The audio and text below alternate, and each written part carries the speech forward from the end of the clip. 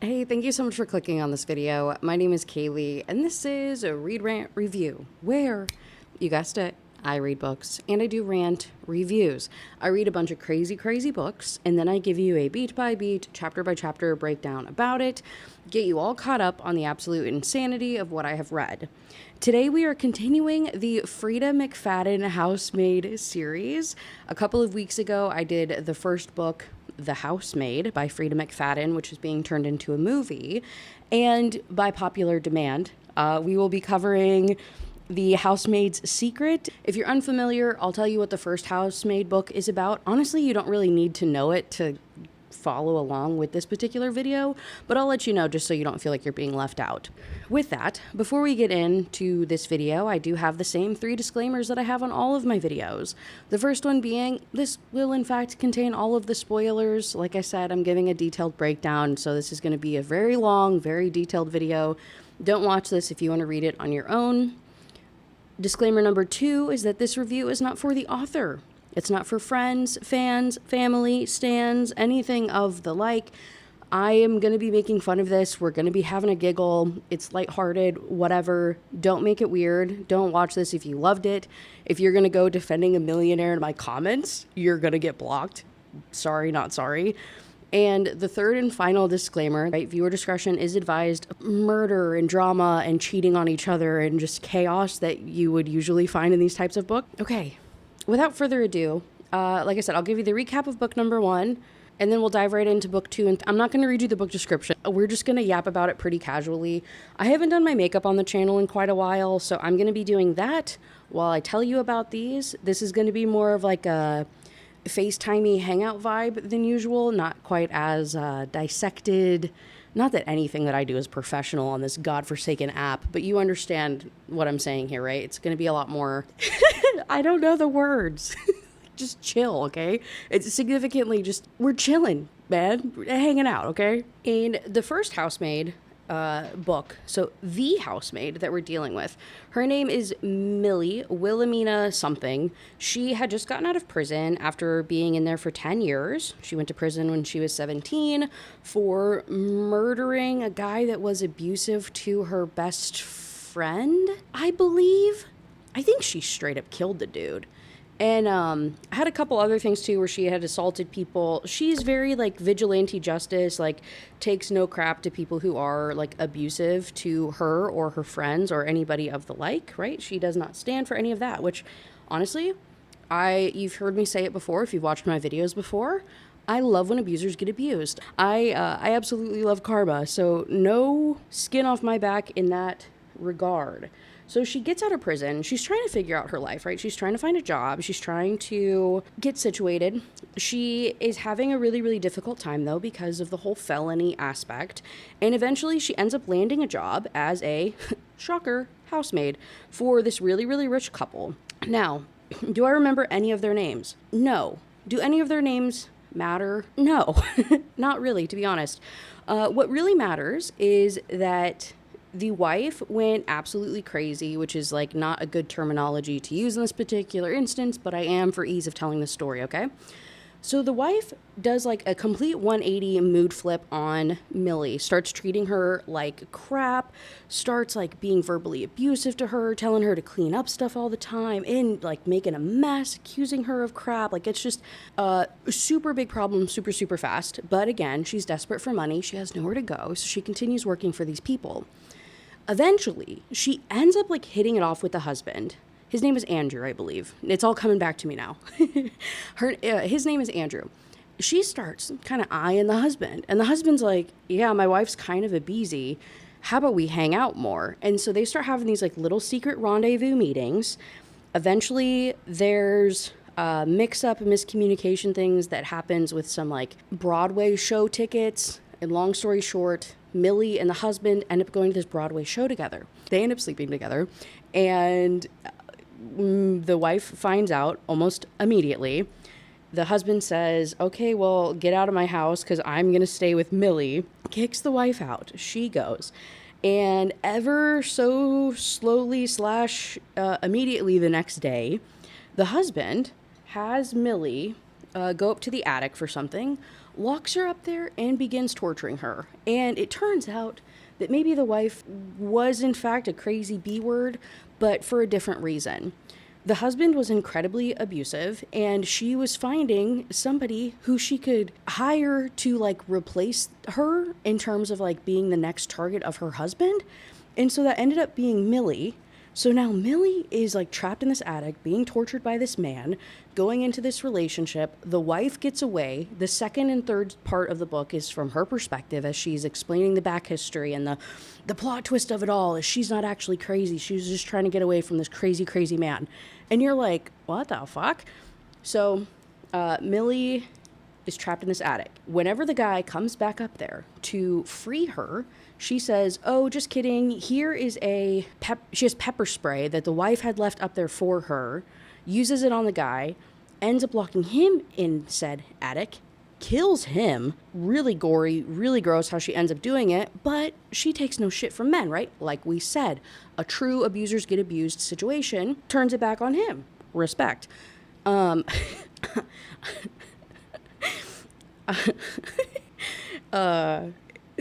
the wife returns, and we learn from her point of view that she knew about Millie's history. Millie had tried to keep it a secret from them because she wanted to keep her job, but it turns out the wife knew the entire time about Millie's history, about the felony, about her other anger issues that she's had in the past of like taking anger out. It's not really anger if it's justice, right? Her vigilante justice against abusers. Knew about all of this, right? Ahead of time, and hired her for that particular reason, expecting, hoping, wanting, knowing inherently that she would in fact kill her husband, that Millie would kill her husband for her if put into the situation. So that's the big plot twist, right? There you go. The wife comes up, talks to Millie, they get it figured out. The wife will take the blame for the murder of the husband, and Millie runs away. Okay, cool. The wife gets away with it because the detective that gets sent there, his daughter had previously been engaged to the abusive husband and had faced abuse herself. And so the detective is like, yeah, no, he deserved it. It's okay. Don't worry. It was ruled an accident. What a dangerous attic that is. We'll ignore the fact he's like missing teeth and stuff and like has bruised genitals. Yeah, no, it's just really, really dangerous attic up there. That is his fault. Okay. And the book ends. Everybody gets away with it. Everybody moves on. And so when we go into book number 2, we open it up. To be honest, there is probably a date that was given for the time duration, time passing. I took notes on book 2 and book 3, and then I returned at the books. And so I don't have a copy of the quotes anymore. And so a lot of the stuff that I'm about to tell you is going to be more of an abridged version. Like I said, it's casual. To be honest, this goes back to the whole part of I'm not a big Freida McFadden fan. It's not very well written. Me reading you quotes and me giving you a bunch of detailed information about these stories isn't going to add anything to the experience. You're honestly, not to toot my own horn, significantly better off if you just take what I tell you and roll with it rather than me waste your time with like the full story here. It is what it is, okay? So I think it's like 2 years later, we open up with a prologue, and there is a woman in this cabin in the woods, and it's storming out, and the power had just gone out, and she ends up slipping on a pool of blood, and she feels the intruder approaching, and she knows that the killer's about to get her too. Oh, cool. And then we go into chapter 1 from Millie's point of view.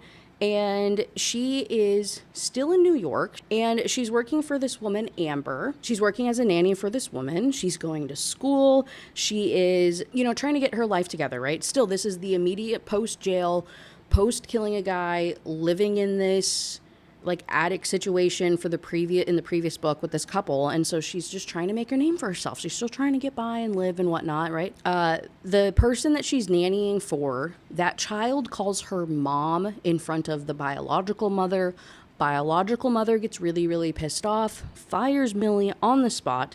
So she goes back to her apartment and she's like, I don't know how in the frick I'm going to afford rent if I just lost my job. Like, I don't know what the heck I'm going to do. And as she's going into her apartment, she feels eyes on her. she feels like she's being watched. She feels like there's just some bad vibes going around, and she's looking about, and there's like a weird Mazda with a missing headlight, or like a messed up headlight. She's like, noted, and continues inside. And as she's unlocking the door, this guy appears in the hallway, and he says, hey, I live in the apartment right below you. And she's like, oh, that's so cool. And then goes indoors. And then as she shuts the door behind her and locks it, she's like, wait a second. How does he know that? Like, how does he know that his apartment's below mine? And I was like, what? If he's like 302 and you're 402, then obviously he would be the apartment below you. Is the question rather, like, did you guys run into each other on the elevator, and how did he know that you lived in that house? I mean, that would be a different question, but if he saw you going in, I don't know. It was weird. I was very confused. Regardless, though, she shuts the door and she's thinking about this creepy guy, and she's thinking about this Mazda that was giving her bad vibes, and then all of a sudden there's a pounding on the door. And you're on the edge of your seat this entire book because, I don't know, Freida McFadden wants you to feel on edge, but it's not working very well. She opens up the door, and it's her boyfriend, Brock. He is a, like, really well-known rich guy lawyer who, his name is Brock Cunningham, if that doesn't tell you the kind of, like, money that this man comes from. A name like that, you have to have money, right? They have been dating for a couple of months now, and he has a heart issue, which means he wants to settle down really quickly. I don't know. And so he's, like, pressuring her all the time to move in with him. And, settle down, take it serious, get married, have kids, do all these things really, really fast, because I guess he's worried that his heart condition's gonna kill him soon or something, maybe. But she's just still constantly saying no to him because she just got out of prison. It's been at least a year and a half, from my understanding. So regardless, she's just, like, really afraid to move into a house with somebody because of the whole being locked in an attic situation at her last employer. And coming out of prison, she's just really scared to live with anybody. She's scared to be around somebody, to be, like, trapped in any way. She wants to have her own freedom, respect, and understand, right? So the boyfriend leaves, and she continues about life and ends up going on a whole bunch of interviews, like binge interviewing, trying to find somewhere to go because, again, she's not sure how she's going to pay for her apartment. And she sure as shit doesn't want to rely on a man and have to ask her lawyer boyfriend to pay for it. And doesn't want to tell him that she lost her job because then he'll be even more of like, well, you should just move in with me. So she's in this, like, tough spot. So she ends up having, like, 9 interviews over the course of the next week. Every single one of them is a flop. Every single one of them. They don't call her back. And she thinks, like, maybe it's just bad vibes. Maybe they're doing the background checks and figuring out the whole prison thing. Like, there's just not going very well until she gets a phone call direct from a guy named Douglas Garrick, who lives on the Upper West Side. He calls her and tells her to come over for the interview and to talk. Again, she leaves the apartment, she's going to this interview, and senses and sees that Mazda once again. She goes directly to his penthouse and freaks it. No, I'm kidding. She goes directly to his penthouse, has the little interview discussion about some of the expectations, and really the only thing that he says is that he's hiring her because they need a housemaid because his wife has a chronic illness and is unable to leave her bedroom. And so they need somebody to help take care of the house, get groceries and whatnot while he's working. And under no circumstance is Millie allowed to ever, like, interact with the wife or go into that room at all. Completely off limits. And she's like, okay, well, this is kind of weird, but I can get behind it because you're about to pay me a shit ton of money, and that's exactly what I need. And, willing to look away from a lot of things if the money's right? So bam, that's all it takes. She suddenly has a job. All she had to do was agree to it. You would think that this would be like a red flag, concerning thing number 1, but she doesn't really care because she's desperate for money, which I feel and I understand deep in my soul, but still, after what just happened to her in book number 1 and where she just came from, you would think she would be a little bit more hesitant, but that's fine. Cut to her having dinner with her boyfriend and her telling him about her getting this job, and he's excited for her, still wants her to move in with him, still says as much, and she again pushes back, but then he says that he loves her and she just can't bring herself to say it back. Not that he's a bad guy, there's nothing wrong with him, but she's just so afraid to fall or to say anything until he knows about her past. Because he doesn't know that she went to prison. He has no idea. Even though he's a lawyer and you're telling me that he didn't do a freaking background check on you, I feel like that's a plot hole, but that's fine. She doesn't say it back because he doesn't really know her or whatever her reasoning is. And so as we go into chapter 6, she starts working, and it's about as weird as you would expect. Wendy is the name of the wife, right? We have Wendy and Douglas Garrick who are at this, who have hired her, right? So she sees this door cracked, and she's like, Wendy? Hello? Are you there? The door slams. Oh, okay, I guess. She goes to collect laundry. The laundry is in the hamper, like dirty, but it's folded, which is like very, very strange. And then she goes on to make dinner when Douglas is home, and she offers to go and take it into the bedroom and go and deliver it to Wendy. And he snaps at her and tells her no and to stop being so pushy about it. Like, pretty much stop being a freak. Leave us alone. You agreed to the terms of agreement to stay out of her business, so you're going to get fired if you don't. Very, very aggressive. Very, very, like, controlling. And she clocks this as that type of behavior. And she's like, I don't like that. I actually hate this guy all of a sudden. Like, all of a sudden, very, very bad vibes. And she's very, very concerned about Wendy's well-being. And she's like, I have to see her now. Like, I have to make sure that she's okay. And so the next day, she hears crying from one of the bedrooms, like uncontrollable sobbing from the bedroom where Wendy should be in. And so she goes up to it and she's like banging on the door, begging Wendy to answer so she can check on her. Wendy finally does answer and screams at her, telling her to mind her own business. Big yikes. And so she feels super, super embarrassed about this and does exactly that.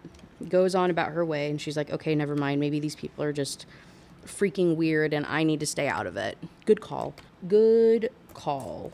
That same day, Douglas comes home and he has a really, really beautiful tennis bracelet. I believe it has an engraving on the inside, and I believe it's WD, so like Wendy and Douglas, or it's W something, right, for Wendy. It's either her initials or it's like a little lovely symbolic thing of their relationship. I can't remember what exactly, but it's supposed to be this like cutesy, sentimental, engraving. But Millie looks at it and she's like, oh my God, no, this is controlling. This is like him not marking his territory, but you know what I mean? Like, you know what I'm saying? I can't think of the words. She takes this as like a bad sign though. In chapter 10, she's kind of reflecting on his abusive bad behaviors and then thinking about the relationships and whatnot that she's had, that she's experienced. One of which is kind of the really brief affair that she had with the guy that I mentioned from book number 1, with that husband. It lasted all of a week. And then, reminder, she was in prison for 10 years. She went to prison when she was 17 years old. That's like the only relationship she's had.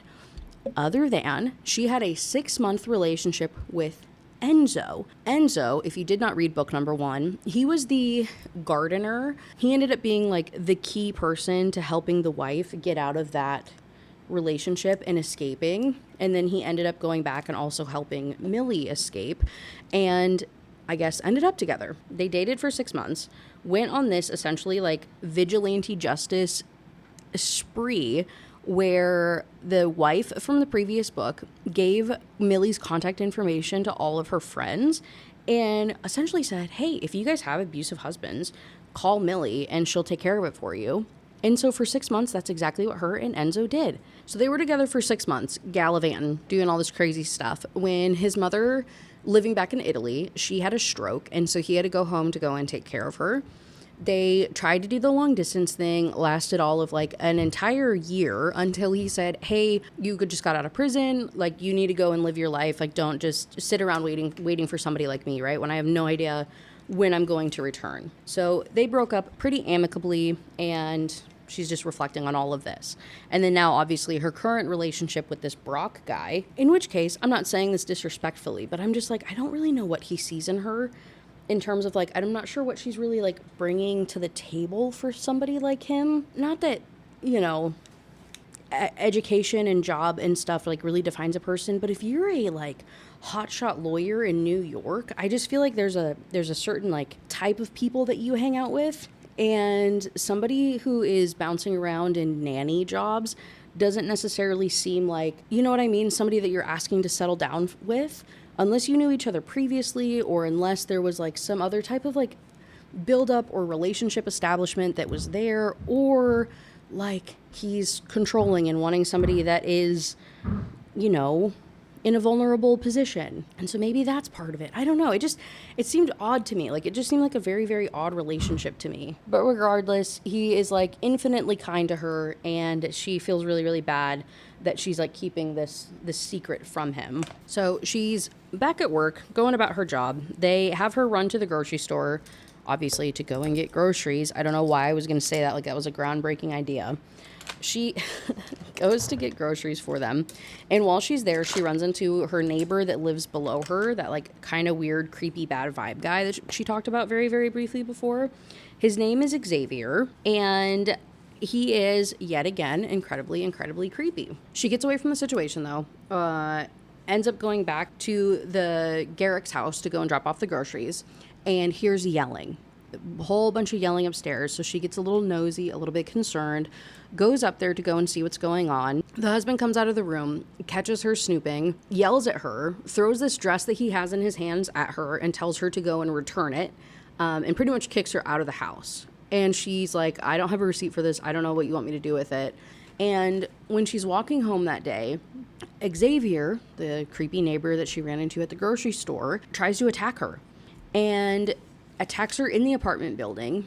She fights back, ends up pushing him down a flight of stairs, doesn't even know if he is alive, then finds out that he is, goes down there, double checks, because she's like, fuck, I can't be responsible for another murder.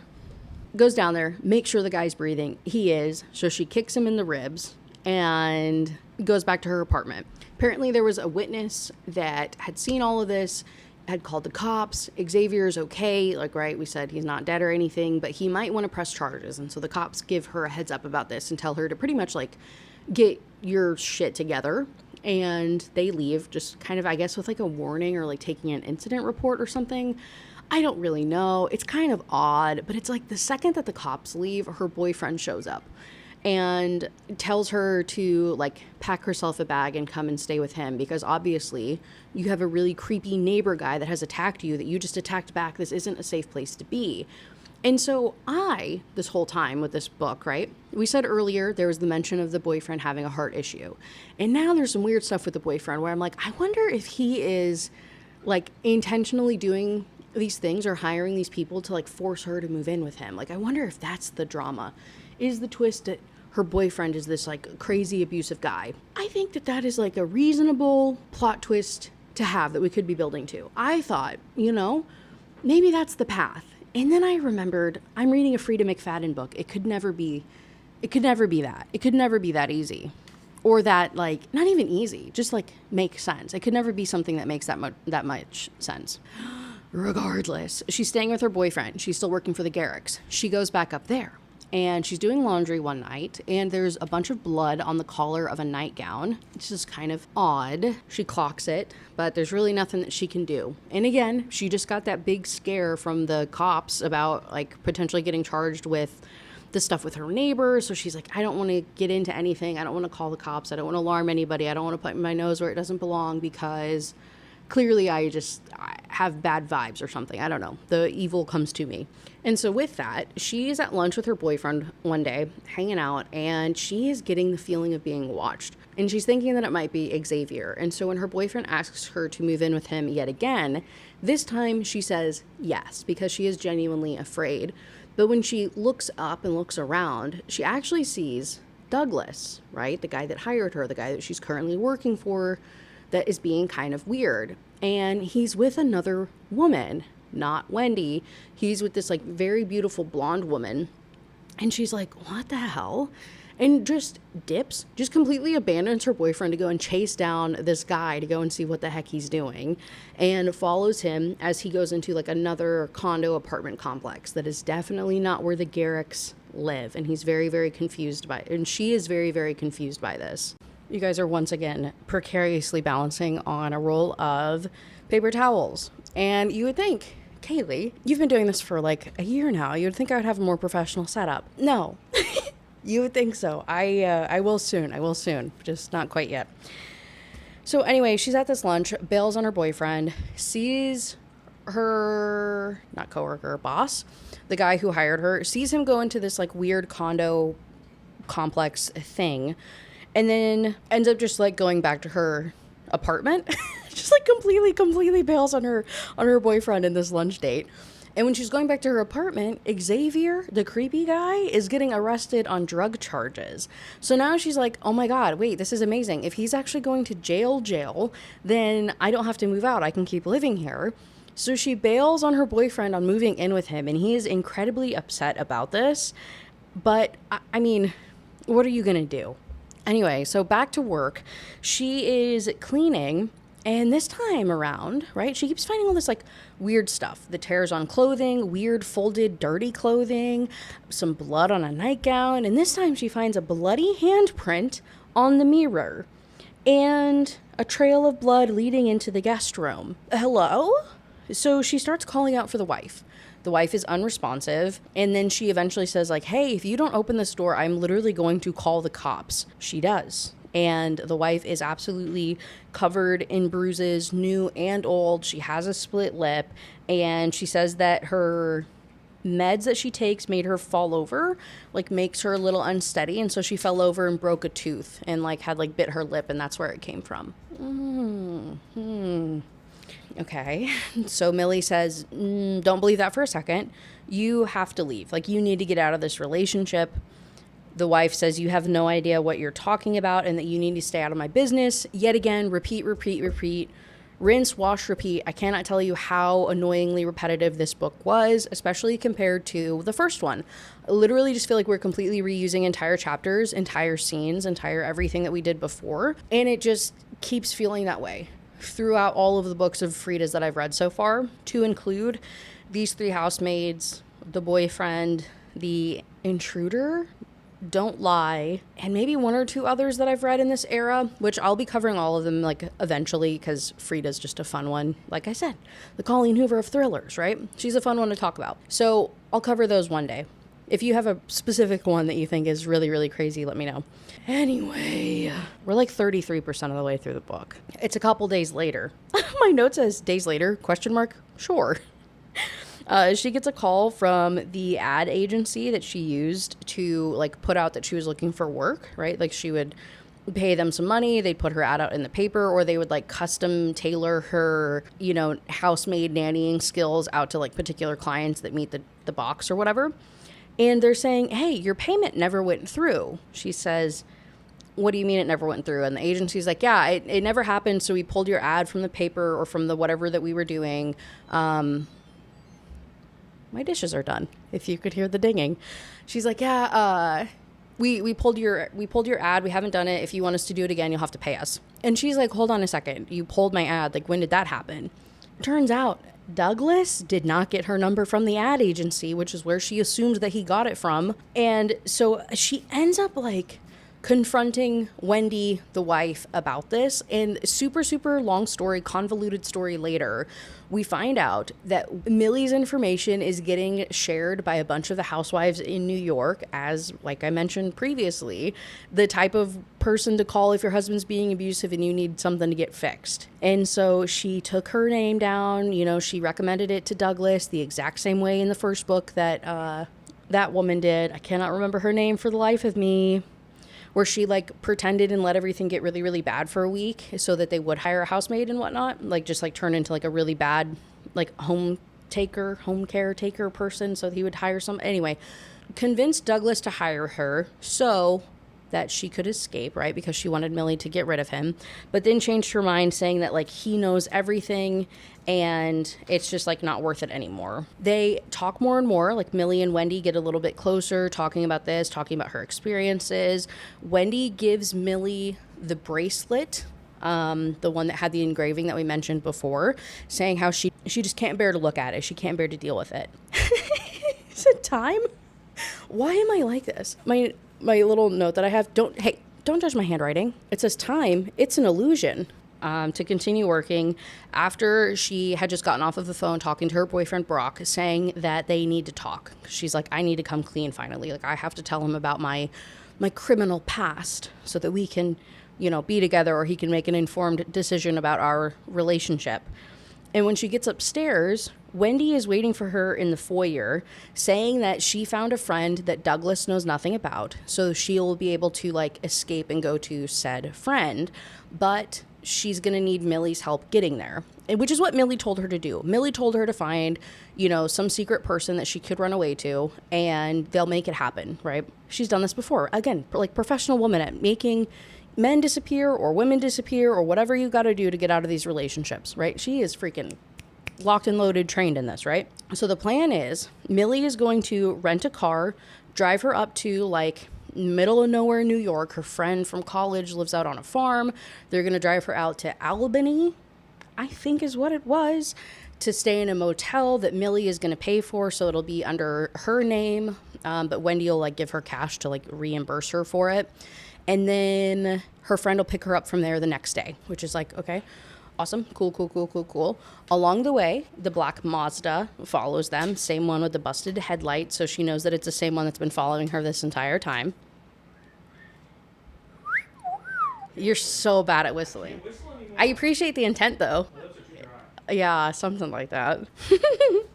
On the drive up to Albany with Wendy, her boyfriend ends up calling her because she canceled on dinner. She has canceled on that man in the span of the story, has canceled on dinners and lunches and disappeared and bailed on him and called out, or not called out, but bailed on moving in with him and all this stuff. Over the course of a couple of weeks, she has turned into a complete flake. So he's WTF, dude, where are you? What is going on? And she says, oh, sorry, I have homework. I can't do dinner tonight, but maybe some other time. She drops off Wendy and she drives away. She drives straight back home, drops Wendy off, drives straight back to New York, wherever proper, to go and drop this car off. Gets there at 1 a.m. and then she's like, well, shit, now I don't have a way to get home, and I don't want to take the train, and I can't walk, and all this other stuff. And then before she can really think about what to do next, that black Mazda shows up yet again, opens up the passenger door, and tells her to get in. Turns out it's Enzo. Enzo's been back. He's been back for 3 months, protecting her and looking out for her and stuff. And he just didn't say anything because he thought that she would be mad at him. And again, we're at this point of why is there no communication? What is the purpose of this forced miscommunication tropes? I don't understand it. They left on good terms. His mom had a fucking stroke and he was helping her out. Why would she be mad at you for that? I don't get it. I don't get it at all. But he's been protecting her in the way that he planted drugs in that one guy's apartment so that he would go to jail and stop bothering her. And he goes on to say that he really, really doubts that Wendy is safe, especially from a man with money, which might be the most, I don't want to say self-aware. What would I say? The most realistic thing that Freida McFadden has said in any of these books. Regardless, we cut to her finally going to freaking dinner with her boyfriend. And he tells her that there is a receptionist position that's opened up at his law firm, and how perfect that it would be for her, but she doesn't want to apply because she knows that it would require a background check. And she still, again, has not told him about her criminal past. And as she is trying to get the courage to do so, to just get all of this out of the way, freaking finally, she instead gets a phone call from Wendy telling her that Douglas was at the friend's house waiting for her and had took her home. And so she rushes over there. She rushes over to their condo and, again, leaves Brock completely, Brock being her boyfriend. I haven't really said his name very much. Leaving him hanging yet again. And again, I'm asking myself, why is he still in this relationship with this woman? It does not make any sense. She gets to the condo. Douglas, the husband, is working or something this day, and so she's able to just talk to Wendy, and she's going on about cleaning for them and acting like nothing happened, right? Because the whole plan is she's just gonna act like she had nothing to do with this escape plan of Wendy's, so that she can continue keeping an eye on her and helping her out until eventually we can actually get her out of the situation. However, Wendy is covered in bruises, like completely got the crap beat out of her, and does not want to escape anymore. She's like resigned to the fact that this is her life and has completely accepted it, and tells Millie as much, so that she like is not interested in any of this stuff anymore. So, like I said, she's still cleaning for them. As time goes on, Wendy tells her that she found a gun and that she wants Millie to teach her how to use it someday. And she says no. Like, Millie tells Wendy no because she doesn't want her to like hurt anybody. Brock comes home. They're still acting like Wendy hasn't been leaving that guest room, that she's still been like locked away in there the entire time, and that her and Millie have never talked at all. At least like in front of the husband, because they do all of their chatter and planning and everything like that whenever he's at work. And so on this day, when he comes home, Millie preps dinner. She gives him the dinner plates so that he can bring them to the wife in the bedroom. And he like scoops the potatoes off of it, saying that she needs to watch her figure. Got it. So cool. Such a cool guy. So Millie goes home and she's thinking about Brock and, you know, what is she going to do with all of this stuff? You know, her boyfriend. What is she going to do? Especially with Enzo being back in town. She's just really confused and contemplating these different lifestyles and these lives and these options in front of her. And she gets a call from Douglas saying that she's no longer needed. He's like, you can go ahead and finish out the week and we'll pay you. And then I'll buy you tickets as a thank you gift to the Mets game. And your services are no longer needed. And so she's laying in bed thinking about this offer of his, like, obviously concerned about, you know, him cutting the services because now she's not going to be able to keep an eye on Wendy, but also she's wearing a Mets shirt and she's never told him that she likes the Mets. And so how would he know that? So she feels like she's being watched again. And then I'm like, you're in New York fucking City. What do you mean? I feel like that's a pretty safe bet. You don't even have to be a fan of the team just to be like, hey, I'm going to buy you some like baseball tickets as a thank you for that. I don't understand that at all. I've mentioned this before, but like I'm in the St. Louis area. Anybody in like an hour radius of St. Louis, if you said, hey, I'm going to get you some Cards tickets as a thank you gift, that'd be fine. So many of like the businesses and stuff do that around here, where it's like you just give card tickets away to your employees as thank you gifts. It's just like a thing when you're around these Major League Baseball teams. I don't understand why this was such like a groundbreaking, oh my God, he's stalking me idea. It'd be different if it was something niche, but like, I don't know. It was just like, it's so strange to me. In chapter 37, we are almost done with this book. I'm trying to fly through this. This shit is so boring. I'm not going to lie to you. Like this book, like reading it was so bad. So in chapter 37, it's the last day at the Garricks, and she's thinking about finally telling Brock that night about everything and like moving on with her life and getting, you know, like choosing Brock as the way forward. And so she calls Enzo and says, hey, I need you to help Wendy get out of the situation. Like, I'm completely removing myself from it. I'm trying to move on. I'm trying to get out of all of this, but like I still want her to get help. So if you can like work your magic, please. Okay. As she's wrapping up this work day, she hears them arguing in the bedroom. Arguing really, really, really, really bad. Really bad. Hears some crazy banging in the bedroom and decides to grab that gun that Wendy told her about finding. So she goes and gets the gun, goes into the room, and sees that he is on top of Wendy, like actively strangling her, yells at him to stop. He's completely unresponsive, and then shoots him. He collapses, watching the blood pool around him. Wendy tells Millie to leave and to go through the back entrance because there's no cameras that way.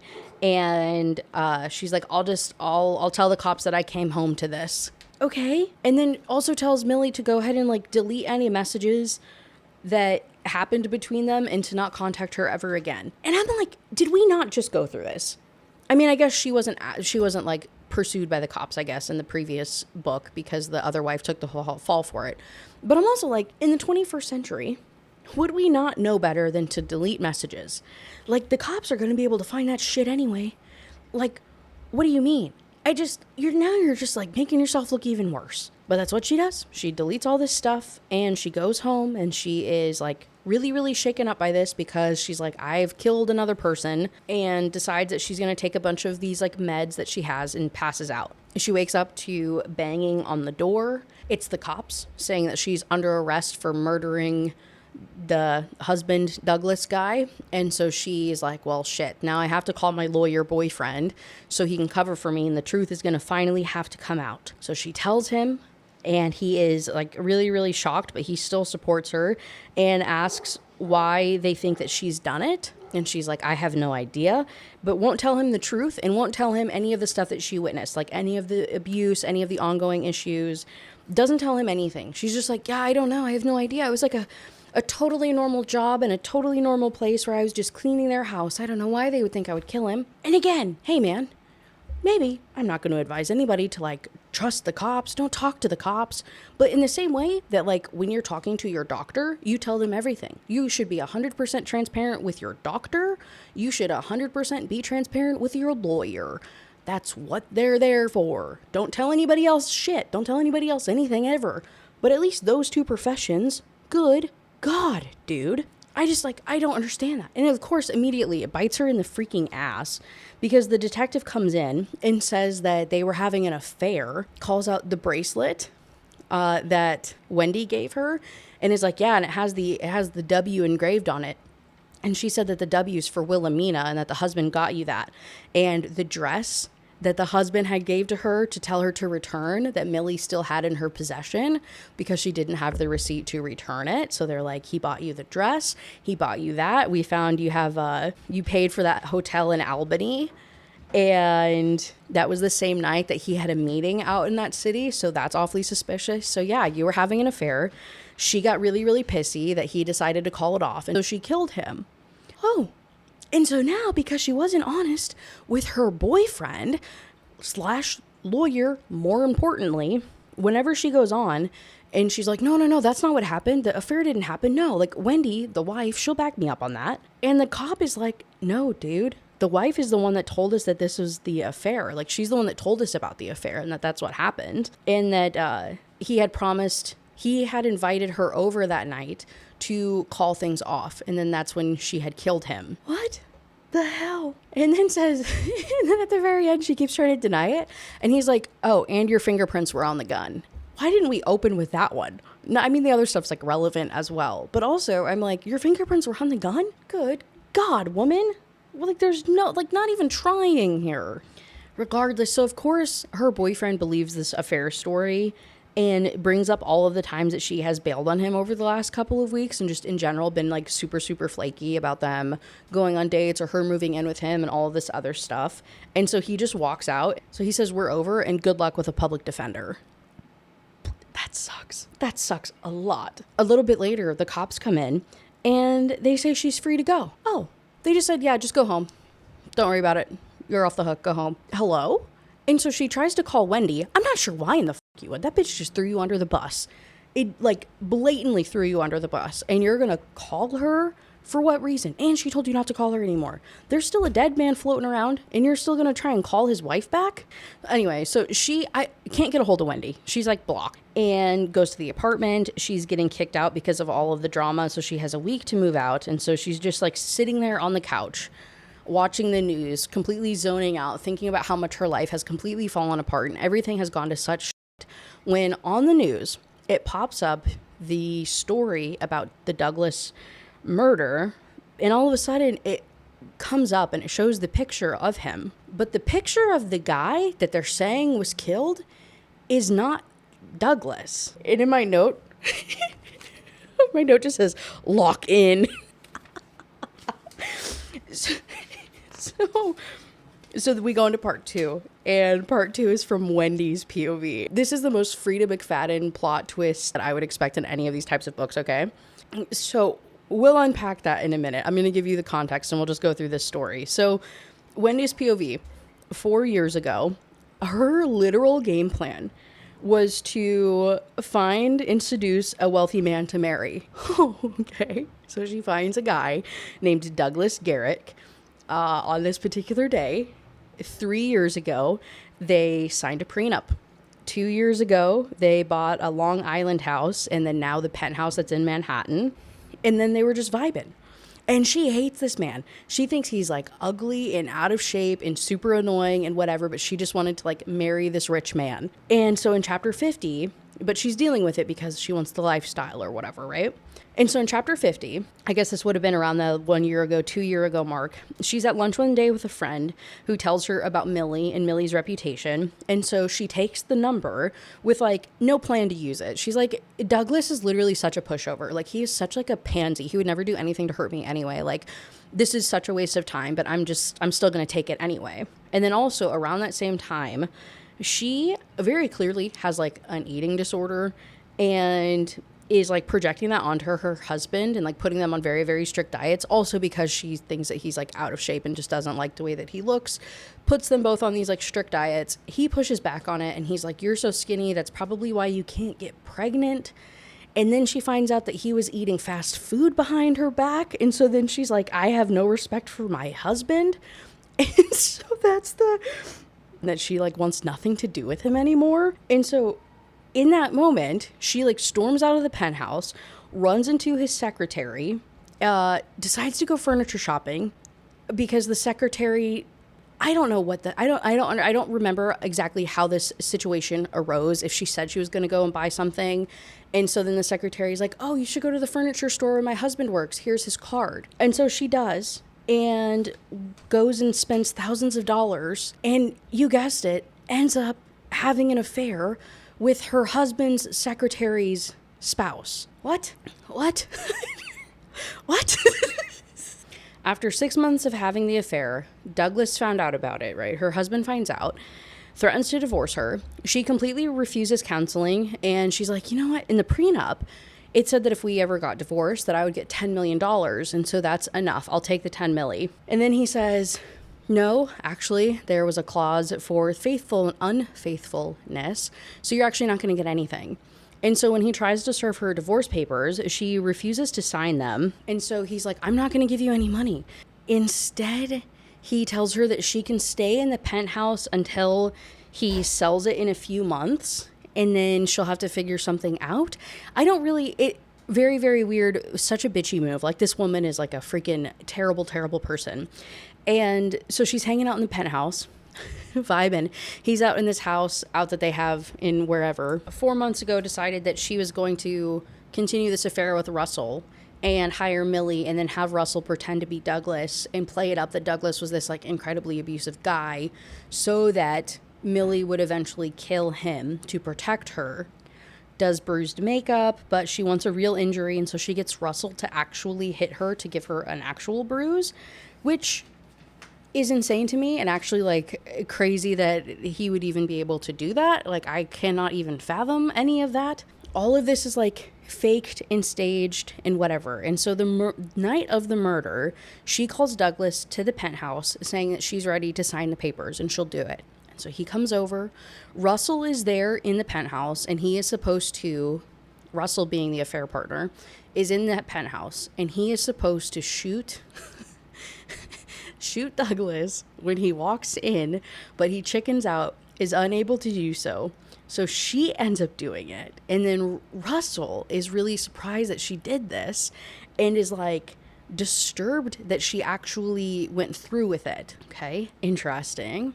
And so keep that in mind. She's the one that ended up shooting her own husband in the living room and killed him, okay? How does any of this line up? Who the hell did Millie shoot in the back in the bedroom? The guy that was strangling Wendy? I don't know. It's not ever explained. Did you just have like a already dead body on top of you? Because then how did the blood pool under him? And how do we know for sure, like, why would you, that's a risky thing to do. You don't know if the shot would have, like, gone through him and, like, onto you. How do we know anything? It just, like, all of it seems so weird, and it doesn't really get explained. And so as we go into part 3, Millie remembers that she has proof that she didn't meet Douglas in Albany, right? Because that was the whole thing. The whole, like, accusation timeline thing was that she would have had this affair with him in Albany. However, she dropped Wendy off and then drove directly from there to the rental car place to go and return it. And so she calls Enzo and tells him everything.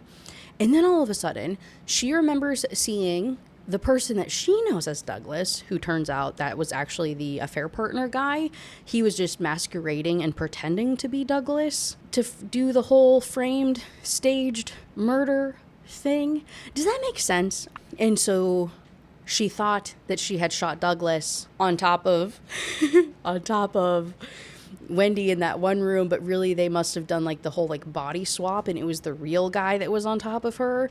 But then the real guy was actually already dead. So does that make sense though? I hope it does.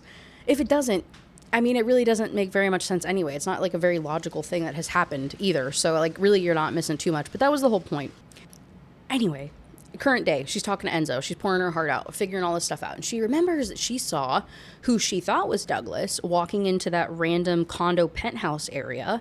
And so she's like, wait, so who was the blonde lady that he was with? That is so weird. So she goes there, starts wandering around the building trying to find like that man and that woman. They do. There's also a point where like her and Enzo kiss. I don't know. We're not going to talk about it. It'll make more sense in book number 3. But they start smooching again, and then eventually they do come across that, at least the woman, and she confirms that she is the secretary, and her husband is Russell. And so now she starts putting the pieces together that all of the stuff that we learned, that Russell was this like affair partner pretending to be Douglas, blah, blah, blah, and that's the guy that she saw. Okay, weird. And then she goes on to say that her husband is currently on a work trip, though. He's on a work trip, though. So Enzo calls a guy to try and track him down, and also makes a comment about how Russell had that cabin. I bet that's where they are. And then Millie's lawyer boyfriend gives her a call, gives her a heads up that there's a warrant for her arrest because there was gun residue on her clothing. I was like, how'd they get the clothing? And y'all just tested for that? We just found that out? Has it only been a day? How much time has passed? Has it literally only been like 4 hours? What the They let her go before they were done processing the gun residue? And what do you mean on her clothing? Why didn't they just test it on her hands? They had the fingerprints on the gun. What do you mean on the clothing? I don't know. She decides, though, that she wants to go to the cabin to get revenge on Wendy for like setting her up and trying to like ruin her life and destroy her and stuff. And so she ends up stealing Enzo's keys to do so. And so in part 4, we're at the cabin. We're back in Wendy's POV. She's up there with Russell, the affair partner, the secretary's husband, the homeboy that pretended to be Douglas in the first 2 parts of the story, that guy. The 2 of them are hanging out at the cabin. They're drinking. She goes out to go and get a refill of the wine and notices that the window is open. Clocks that that's really, really weird and that window should be closed, but continues going on anyway. And then all of a sudden she gets a phone call, and it's from the lawyer, and it turns out that Douglas updated his will, right, her husband that she murdered, updated his will to give all of it to charity, and also that she needs to get her things out of the house. Okay, so she hangs up on her lawyer and decides that she's going to fight the will, like she's going to contest it. And then she gets another call. And this time it's from a detective telling her that Millie hasn't been found, and asks why the camera by the back door shows that Douglas didn't arrive until after Millie left. And so then I said, what do you mean didn't arrive until Millie left? Who in the did Millie shoot? Did Millie shoot the other guy in the back and they just like pretended? Did she shoot a blank and then he just pretended to roll over and they just had like a water balloon of blood that they popped to pretend that he was bleeding out? I'm pretty sure distinctly I went back and looked it up and it said that there was a pool of blood. So what are we talking about here, guys? Anyway, turns out there is a camera by the back door that she didn't know about, that her, I guess now ex-husband, dead husband, had put by the back door that she was not aware of. She got caught having the affair because of all of the cameras, and so then she took all of them down, but she missed that one, apparently. So she decides to hang up on this detective because she's like, shit, if they have cameras, they have proof that, like, Millie wasn't there until later. They also have proof that, like, we were coming and going, and they're able to see all of the happenings through this back door. We're screwed. So she hangs up to go try to find Russell. She does, and his throat has been cut. All of a sudden, the lights go out, and she is roaming around the kitchen trying to find a freaking knife, and all of them are missing. And she slips on something. She slips on blood, and she falls, and she hits her elbow. And this is where we opened in the prologue. And so she's like waiting, and she's assuming that it's it's Millie, right? She's like, oh my God, okay, so Millie is here. Millie just killed him. She's going to try to kill me. And so she's like flailing around, trying to get up, trying to find something. And then trying to find something to defend herself and get her grounds and whereabouts and like whatever. And then all of a sudden, there's a like bolt of lightning right outside of the window, and the room lights up temporarily. And she sees the outline of the person who had just killed Russell. That person is Mary Beth. And you're thinking, who in the fuck is Mary Beth? It's his wife. It's Russell's wife. It's the Douglas's secretary. It's the husband's secretary. It's the poor woman who got cheated on. Okay, the poor, completely innocent secretary whose husband is having an affair with Wendy. She just killed her husband, and she's here to get revenge and to also kill Wendy. Okay, this is crazy. So she makes Wendy. She makes Wendy get up and sit at the kitchen table and write out a confession to the affair, a confession to killing Douglas, to killing Russell, and then now ending her own life. And Wendy is like, what do you mean? How would one end their own lives with a knife? That doesn't even make any sense. Like, that's the stupidest thing ever. And Mary Beth says, no, it's not that. I put digoxin, no idea what that is. We're just gonna say poison, in the wine, and I'm just gonna watch you slowly die. Like, you're gonna write on there that you were taking your own life. You already drank the poison, so good luck. I guess it causes arrhythmia. And so Millie, she goes to the police station. The next day, she like wakes up in the car or something. She missed a bunch of phone calls from Enzo telling her to go to the police station. She finds out that Wendy's dead, and the detective tells her that Wendy confessed to everything and that she's free to go. My note just says quote, which is not helpful when, like I said, I already returned to these books. I believe the quote was something along the lines of the police officer telling her that, pretty much like, I know what you're doing and I know that you're here to help people, and if you want to do it legally, or if you want to like have somebody on the inside legal side that can help you take care of these women, like, let's do it together. Like, okay. And then we go to the epilogue. It's 3 months later, and Enzo is moving in with her into her apartment because he was able to like charm the landlady into letting them stay there. And then her lawyer boyfriend comes over to collect his things. Not sure why it took 3 months. Comes over to collect his things, and he asks about the bottle of digoxin. And she's like, oh, I don't know what happened to it, but apparently it was his. Digoxin is used to treat, congestive heart failure. Okay, so that's why it would cause arrhythmia, because it's for heart stuff. And so if you have a good heart and you take it, it makes your heart beat all crazy. And so that's why it was relevant that her boyfriend had a heart problem. Oh, and here I thought it was something random. Oh my God, did Freida McFadden actually just like get me? Did she actually just like, oh my God, oh, that's kind of crazy. Still though, how does he not know where his own medication is? I feel like that would be kind of important to be taking. You know, you just got extra bottles of stuff just laying around of a daily medication, assumably, that you would be taking. Seems kind of odd. But anyway, she says, I don't have it. And then she goes on to think that, I guess, Douglas, the husband, he had the same heart condition. And so she also had those same pills. And so at any point, Wendy could have put those pills in any of his food and killed him and would have gotten away with it. Which also doesn't make any sense I guess you could like overdose him on that medication and make him die. I don't know, dude. Why would you even say that? I guess the whole point is to be like, she did all this drama and now she's in prison. Well, now she's dead, actually. And now she's dead when really she could have killed him and gotten away with it. I'm like, why would we encourage that? Why are we even thinking of the ways that she could have gotten away with it? It's probably good that this murderous, rude lady is dead now. It's probably better for the world. Why would we want her to get away with things? Why would we think that? I don't know. That's book number 2. I think I cut most of the references to it, but I'm not going to actually review book number 3 in this video. We're just going to do book number 2. Book number 3 will come at a later date. I I don't know, I ran out of time on a Sunday night, I'm not gonna lie with you. So we're gonna go ahead and put this up. I'll do 3 eventually. In the meantime, if you're just like dying to know, you have to watch it. Frankie's Shelf did a review, like an in-depth one similar to I do, like over an hour long deep dive into it of book number 3. So I'll have that linked in the description box below. Otherwise, you'll get it from me eventually. But sorry, I don't know. What do you want me to say? Thank you so much for watching though. Thank you for making it this far in the video. I appreciate you so much, and I will see you in the next one. Bye!